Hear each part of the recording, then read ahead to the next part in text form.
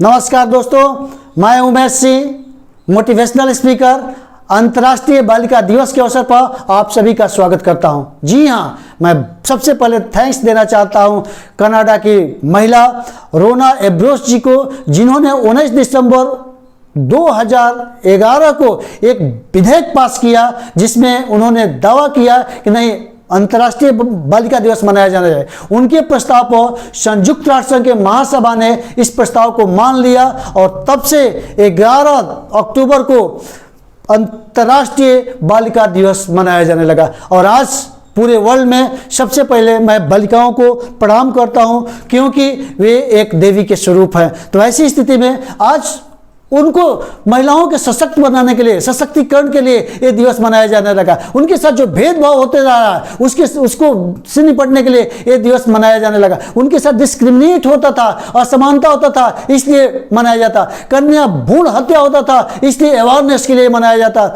आज भी हमारे देश में महिलाओं के साथ, बालिकाओं के साथ घरेलू हिंसा का शिकार करना पड़ता है, इसलिए ऐसा न हो, इसलिए दिवस मनाया जाता है। बाल विवाह, आज भी बाल विवाह होता है, दहेज प्रथा होता है, इसकी वजह से अवेयरनेस के लिए ये किया जाता है। तो आज हमारे देश में बाल विवाह के मामले में पूरे वर्ल्ड में बांग्लादेश नंबर 1 पर है और दूसरा पोजीशन इंडिया का आता है। और जिसकी वजह से बाल विवाह होने से बालिकाएं कम ही उम्र में शादी कर दिया जाता है, जिसके ऊपर उनके शारीरिक मानसिक संतुलन बिगड़ जाता है और उनके पास एक बहुत बड़ा दबाव हो जाता है। उनका ग्रोथ नहीं हो पाता है, उनका विकास नहीं हो पाता है। इसलिए अवेयरनेस के लिए बेटी बचाओ बेटी पढ़ाओ एक आंदोलन भी चलाया गया, जिसकी वजह से हमारे देश की बालिकाएं पढ़े। आज किसी क्षेत्र में बालिकाएं बालकों से पीछे नहीं है, इसलिए उनके साथ किसी तरह का विभेद नहीं होना चाहिए। उनको भी समान अधिकार है, समान अधिकार है। वे ठीक ढंग से जी सकती है, खेल सकती है, पढ़ सकती है, किसी पोस्ट पर जा सकती है, ये अधिकार मिल गया है। लेकिन फिर भी कुछ चंद लोगों के द्वारा, कुछ दरिंदों के द्वारा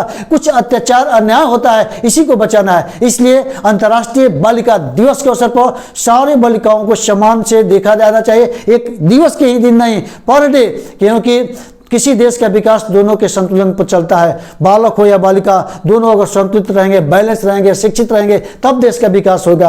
और किसी देश में अगर असमानता आ गया, अगर बालक का विकास होगा, बालिका अगर पिछड़ गए, तो देश का, मुल्क का विकास नहीं होगा। क्योंकि कहा गया है कि अगर देश का विकास करना है तो बालिकाओं पर फोकस कीजिए, क्योंकि अगर बालिका पढ़ी लिखी रहेगी तो एक बालिका पूरे परिवार को देखती है और वहां से परिवार का ग्रोथ ज्यादा होगा। इसलिए बालिका पर विशेष ध्यान देना होगा, क्योंकि वो संतुलित जीवन रहती है। एक बालिका अपने पिता के घर, अपने ससुराल, दोनों पक्षों पर को देखती है, इसलिए उन पर विशेष ध्यान देने की जरूरत है। और आज सशक्तिकरण की जरूरत है कि हर एक क्षेत्र में हुआ है और आने लगी है। आज हर एक क्षेत्र में डॉक्टर हो, इंजीनियर हो, IAS हो, IPS हो, हर एक क्षेत्र में महिलाएं आ रही है, बालिकाएं आ रही है। और इसको सशक्तिकरण किया जाए, जिससे कि पूरे देश का, पूरे वर्ल्ड का और विकास हो जाए। इन्हीं शुभकामनाओं के साथ थैंक यू वेरी मच।